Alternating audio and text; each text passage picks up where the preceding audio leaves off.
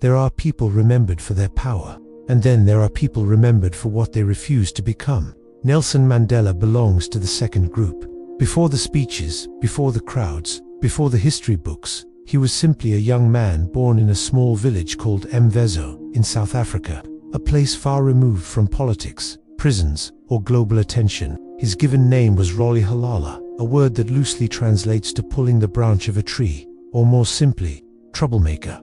At the time, no one imagined how meaningful that name would become.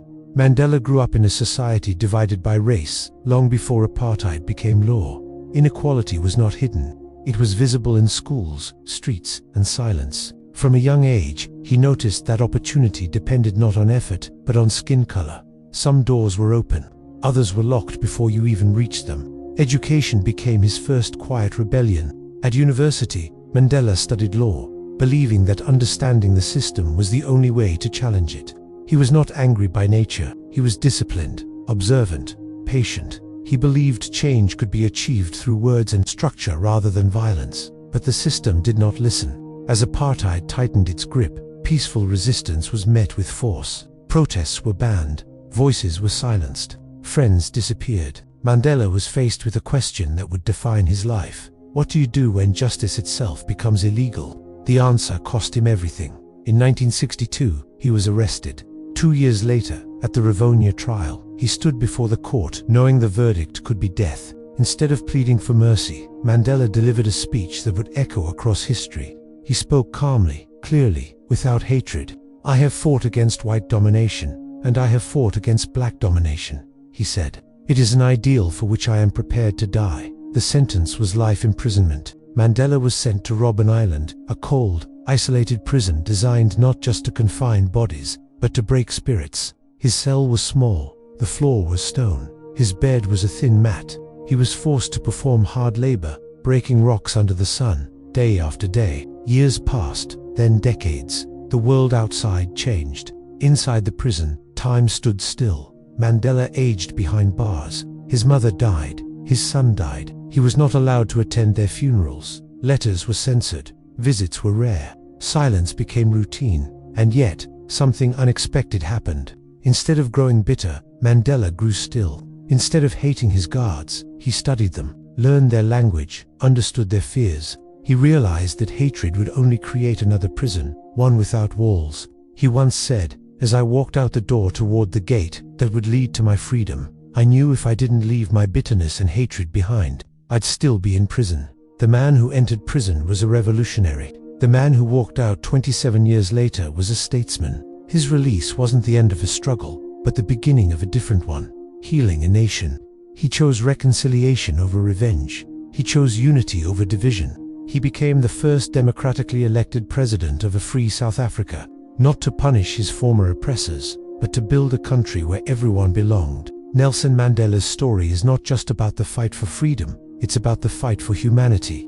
It's a reminder that even in the darkest places, we have a choice. We can let our circumstances define us, or we can choose what we become.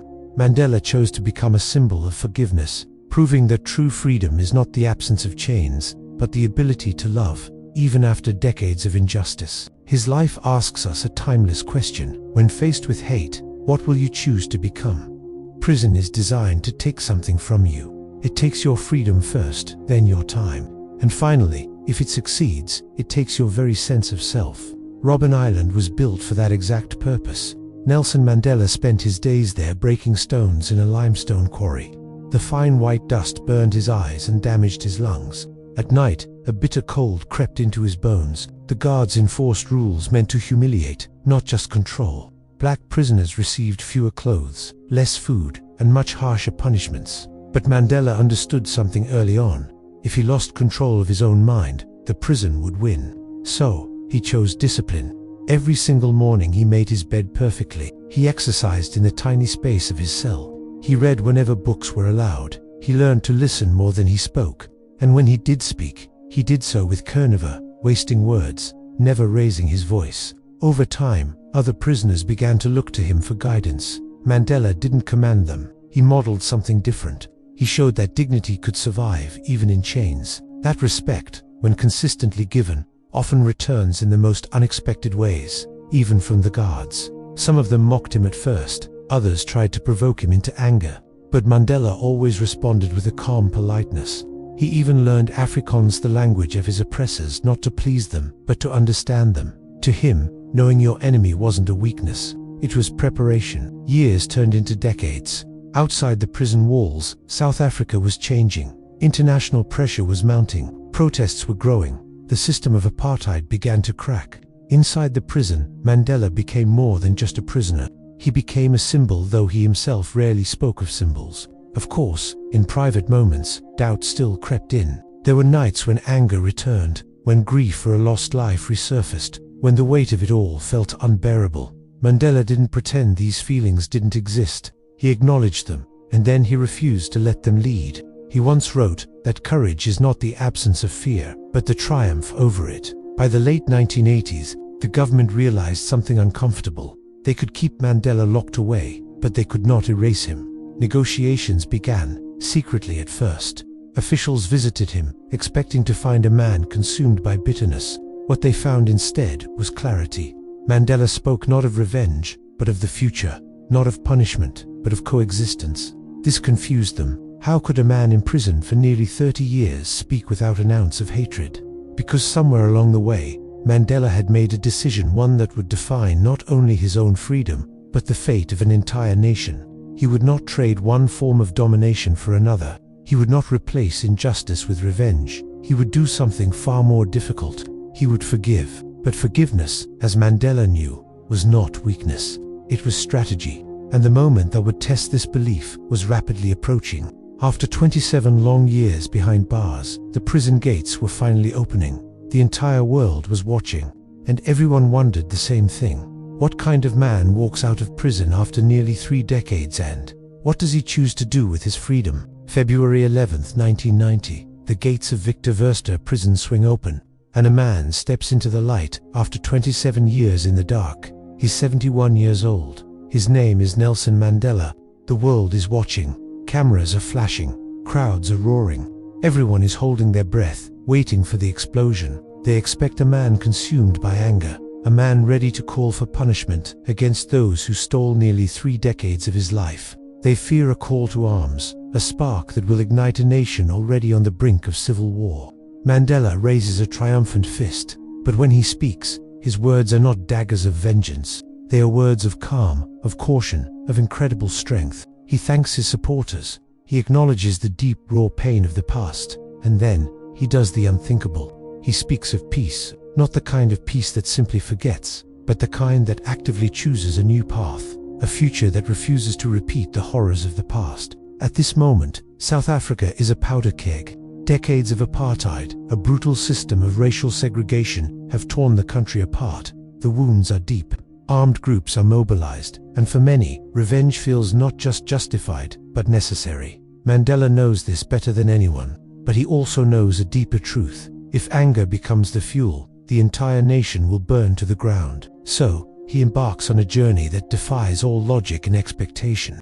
He reaches out to his former enemies, the very architects and enforcers of the system that imprisoned him. He sits down with the political leaders who upheld apartheid. He doesn't shout, he listens, he negotiates. Even when the air is thick with tension, his voice remains steady. His message is simple but unbreakable. There can be no true freedom without equality for all, and there can be no lasting peace unless everyone, on all sides, shares the responsibility for building it. Fast forward to 1994. South Africa holds its first ever democratic elections. Millions of people, black and white, line up for hours to cast their vote, many for the first time in their lives. Nelson Mandela is elected president. For a man who spent most of his adult life locked in a tiny cell, this is a seismic shift. Power is now his.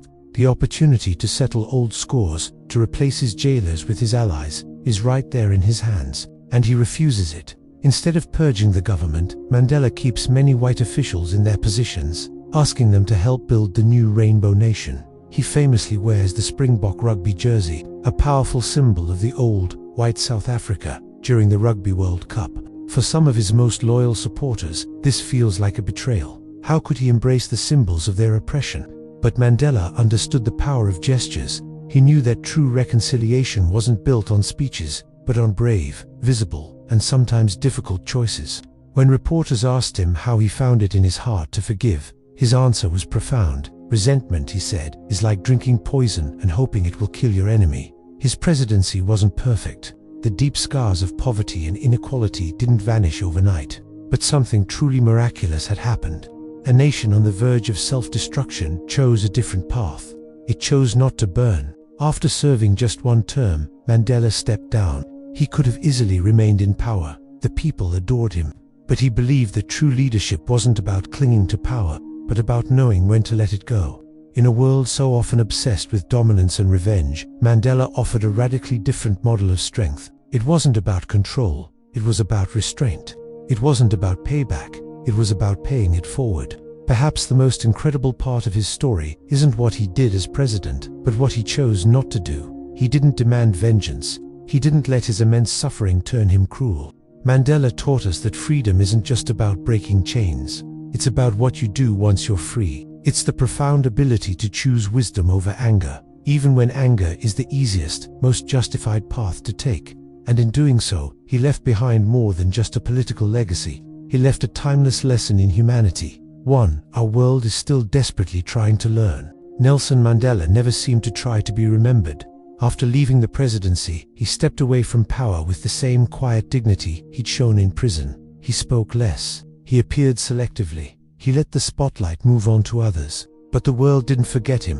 Why? Because Mandela's story was never just about politics. It was about choice. Think about it. He could have chosen anger, and honestly, no one would have blamed him. 27 years in prison, anger would have been justified. He could have chosen revenge, and you can bet many would have followed him down that path. Instead, he chose something far more difficult, something much more demanding: responsibility. Mandela understood a fundamental truth about leadership. It isn't proven when everything is going your way.